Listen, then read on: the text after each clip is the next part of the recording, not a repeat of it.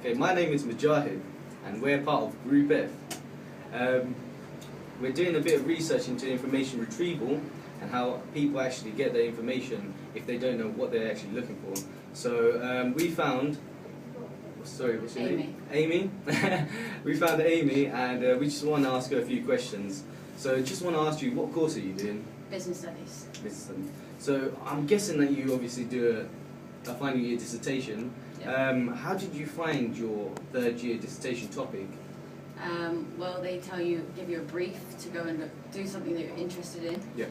And then I went off and discussed it with people to see what I would be interested in doing, and things that had taken my fancy. And then I went online, and I was interested in QR codes, so I went online and searched QR codes in Google and Yep. see what it brought up.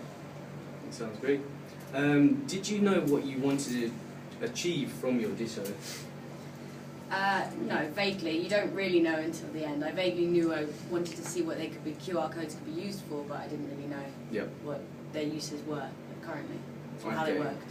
So, with your dissertation, how did you actually find your information? Because I assume that not many people know what they're actually looking for until they get about. Well, the first thing I did was Google it, Yeah. and then after you get a vague idea of what the topic was, then I went to Google Scholar and the university library resources to find journals and stuff like that. Could you give us an example of how you actually found that information, or what types of information you actually found through doing your actual searches? I just Googled QR codes, and then the majority of the websites that come up are businesses or marketing like articles and things, and it says where they're used and how they're done. So you click on that, and then after that I tried to see academic uses, any papers on how they're used or where they're used.